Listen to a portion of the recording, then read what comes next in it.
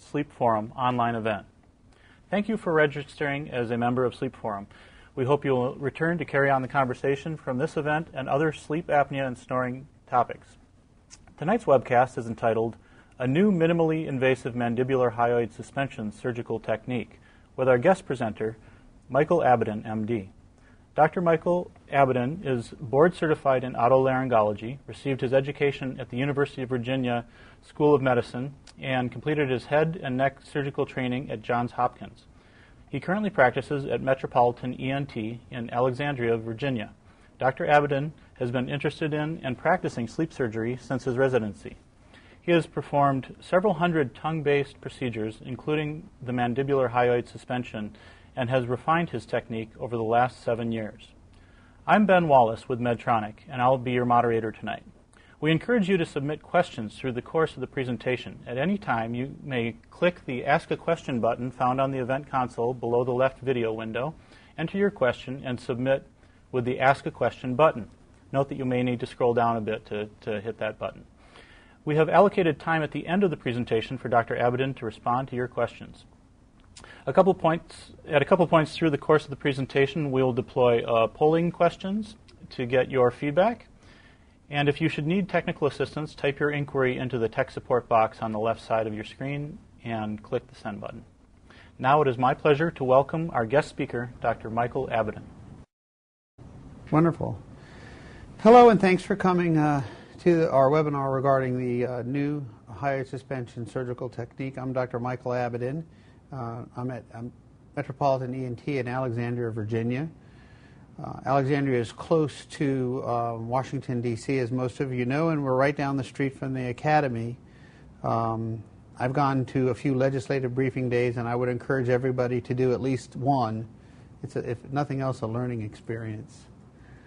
I have a few disclaimers. I am a Medtronic consultant, and the views expressed here are solely mine regarding a technique that I've developed. Our agenda, we're going to look at tongue-based overview, why the tongue's important, areas to consider, identification of areas to be addressed, and obstruction. We'll have a polling question. We'll talk about minimally invasive surgical techniques, hyoid suspension, standard techniques, my technique, some tips and tricks, and getting started in performing this procedure. And there will be another polling question. Embedded here will be also a short video that I think will be very helpful. So the question is, why is the tongue important in obstructive sleep apnea? And I imagine most of you are otolaryngologists, so this really makes a lot of sense to us. We have areas of relaxation where the tongue causes collapse. It's not just the palate, and we've known that for years. Macroglossia can be a problem. This can be hereditary. It can be weight gain. People often with long-standing hypothyroidism will have macroglossia as well. And a thing that I've noted is people with torus mandibularis will push their tongue backwards, and removing these tori seems to be very helpful. So it's a significant contributor to obstructive sleep apnea. It's kind of the elephant in the room in two ways, I think, both the fact that there's a lot of sleep apnea that's undiagnosed, and also the tongue is important in many patients.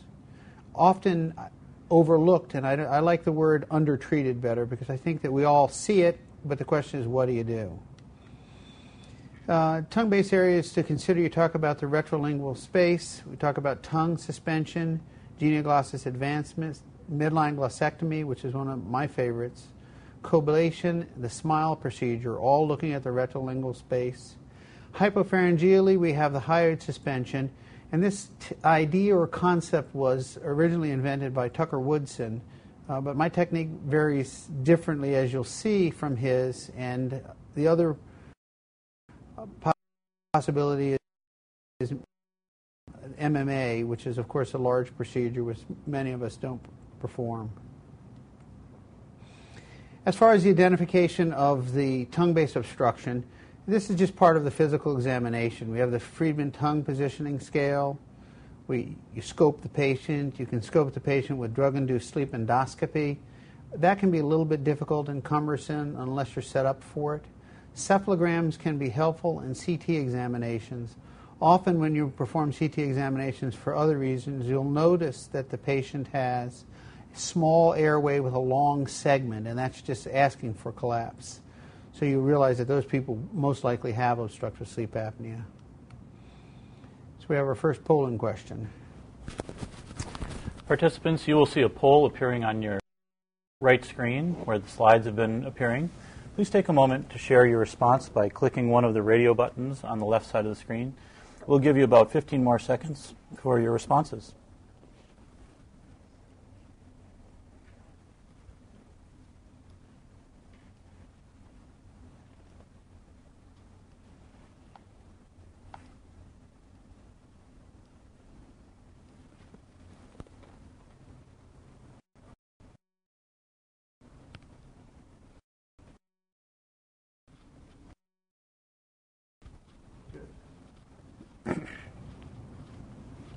Okay. So in terms of results, we see the vast majority, 86%, have not performed. In that set, it looks like the other procedures have not been used quite as much as...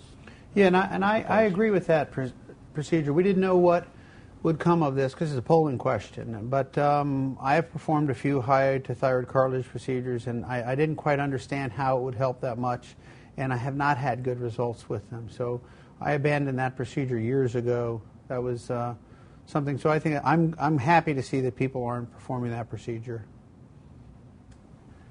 Okay, we're going to have a follow-on poll question as well, which we'll launch. So respondents, if you could, please use the area where where the slides have been appearing to provide your response to the question. And we'll give about 10 or 15 more seconds here before tallying the responses.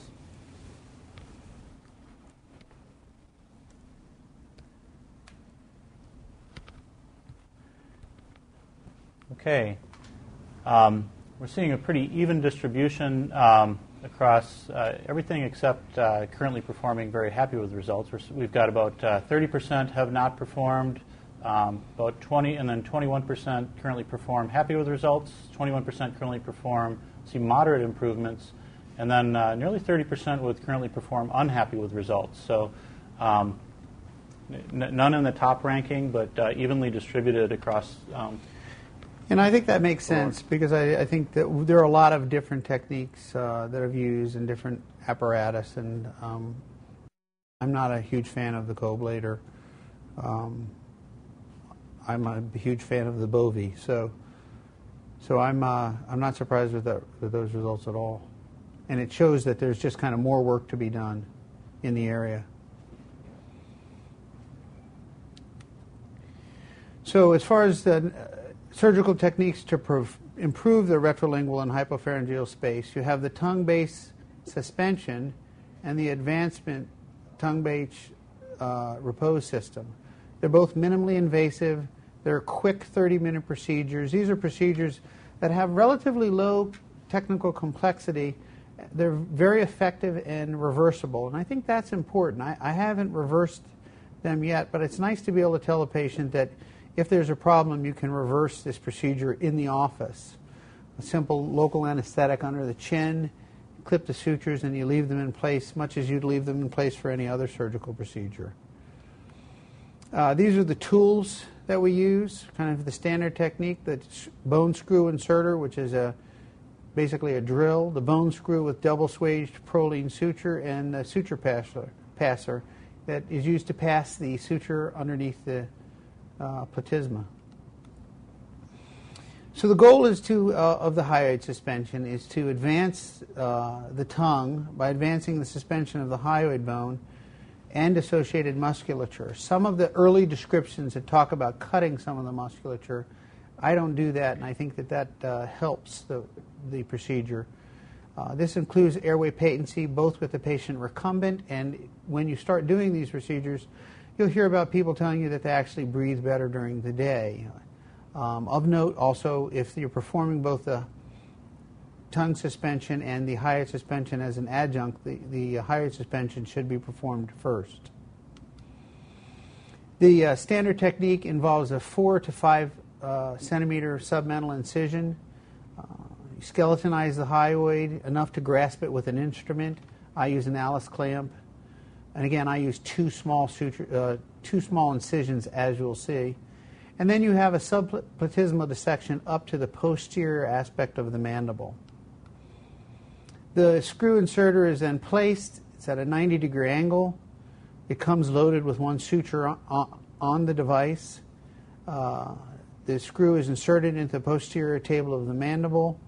And now we have new self-tapping screws, and that actually makes this a lot easier to do for the second suture applied. The standard tying technique is to pass the suture from inferior to superior. You wrap it around twice. You go the opposite side on the other side and then tie them together in the middle. This is the standard technique, but as you'll see, it's not the technique that I employ. We have a nice lateral cephalon from one of our surgeons, and it shows the movement of the hyoid bone approximately 17 millimeters anteriorly. I think the function of the hyoid suspension is to both pull the tongue base, the hyoid, everything anteriorly, as well as prevent collapse. And Dr. Gillespie and I, Boyd Gillespie and I, are looking into getting an IRB to study how much the hyoid is moved during the procedure. We have a video that's coming up that's about 11 minutes, so stay with us, and it kind of goes over the procedure.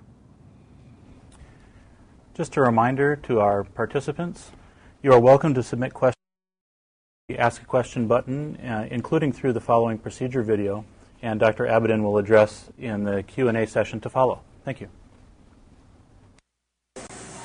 It's an unswaged needle so that it's roughly the shape of a UR6. We use the repose system for our screw inserter. And then if you follow over to the surgical site, we have two incisions, one just under the chin of not much more than a centimeter, if that, and then 2 centimeters over the hyoid, and the suture is passed subcutaneously with a suture passer. Incision is made, the posterior angle, the posterior portion of the mandible is reached, and 2 pockets are created.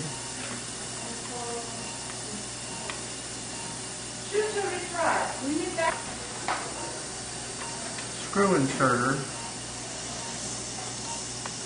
and they're now self-tapping screws, and you end up putting the screw at a right angle to the level of the mandible, and all the pressure is kept on with this offhand. And then, as you'll hear, can you clip crimp to suction? Crimp to suction. The offhand is holding pressure against the mandible. The screw inserter is placed.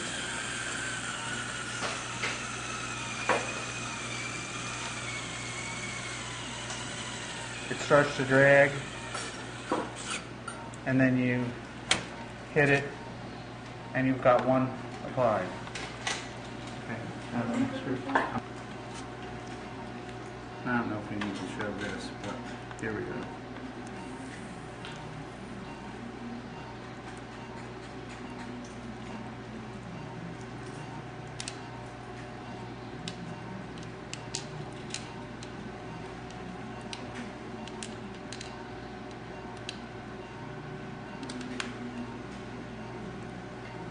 And the new screws are self-tapping, which help a whole lot over the prior. So this one is just off the midline to the left. Here's your hand person.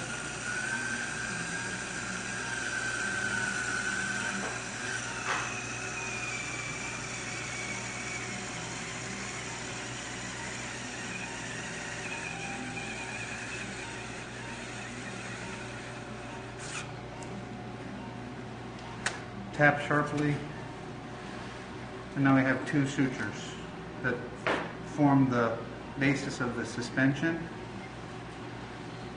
Kind of clamp.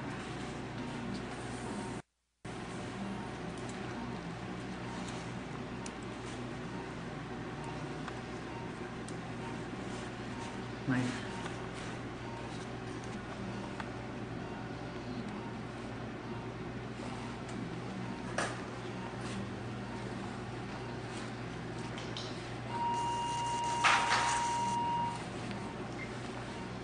Can you track trim?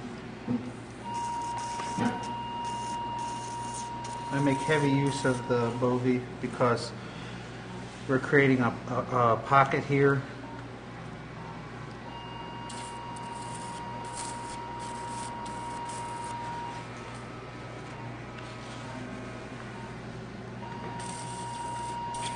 And there are few blood vessels in the midline.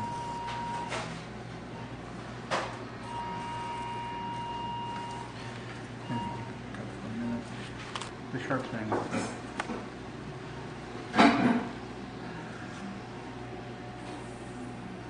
So the suture is passed.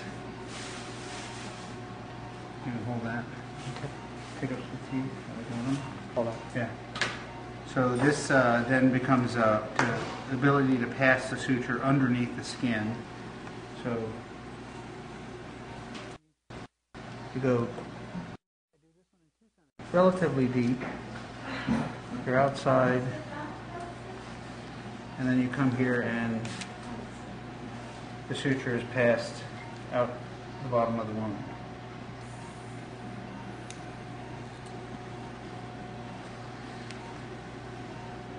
Now the trickiest part of the whole procedure is to get a portion of the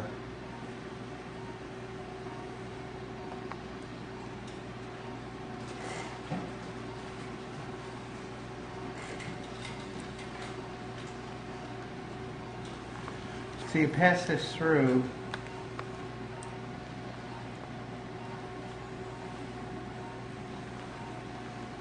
All right. And now you've got both clamp.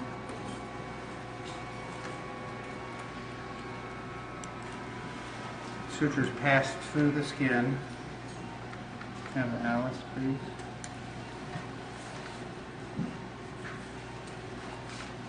Next, the Alice is used to dissect directly over the hyoid bone. It's always a little bit bigger than you would think.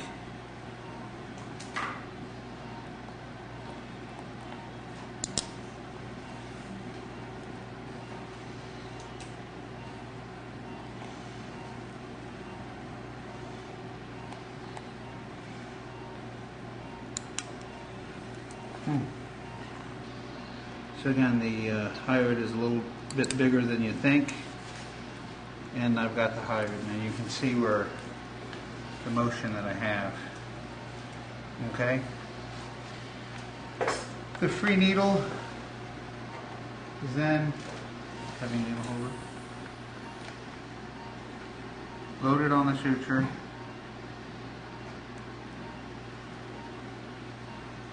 There's the second heavy needle holder. And this is kind of one of the tricks. A very bent needle.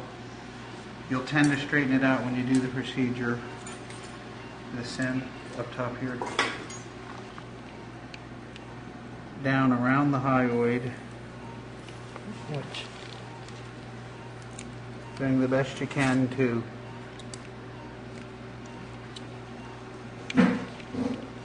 and then blindly walk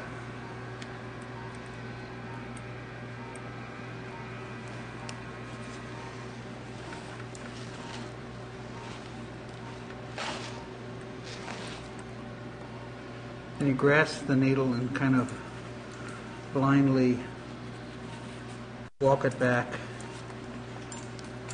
around the hyoid. And so now you've passed it from superior around the hyoid. I'll often at this time, depending on which side it is, carry it through for the beginning of a surgeon's knot. You can use the same needle or a different one. You can see to a certain extent how it's sprung. That just kind of naturally happens when you're torquing it around the hyoid. So now I've got it around the hyoid and I've got kind of good purchase on it. Hand the needle back. We'll load up the other side.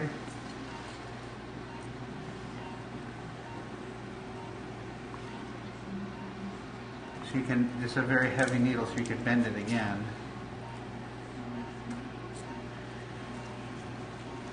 It helps, you can't really go across the hyoid.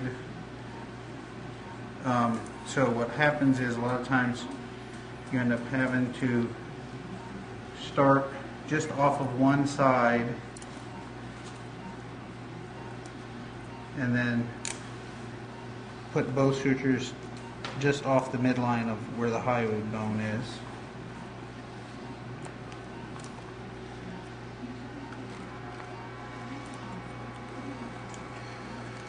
And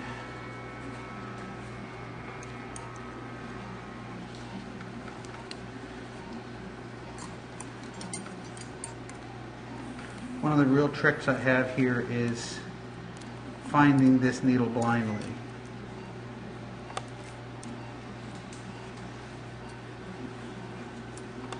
And again, you're just to the medial side of the suture, so you pass your surgeon's knot.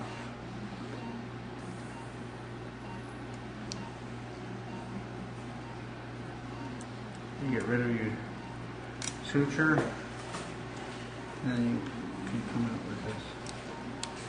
The next part is probably the most important part. Can you turn right hand down and pick this up? Okay. Like that. Okay. So he takes all of the pressure off of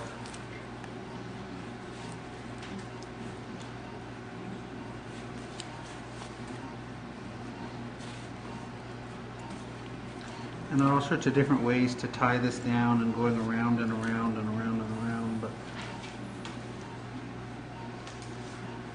if one side were to fail, it probably makes no sense to not go back and fix it, and it doesn't happen very often. So I'm tying a good kind of surgeon's knot.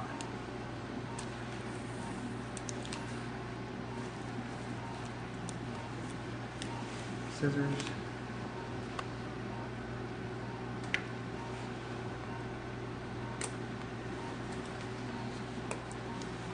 And with that, you can see you transpose the hyoid anteriorly. You can feel the suture. You always get a little bit of a puckering of the skin, but this is closed in 2 layers. A drain is not used. I'm feeling now that I've got a good suspension, and I apply 2-layered closure, a foam dressing, and so far we haven't had a hematoma. Yeah. Okay, so you can see just under the chin there's about a 1 centimeter incision. And then just over the hyoid there's something in the range of a 2 centimeter incision.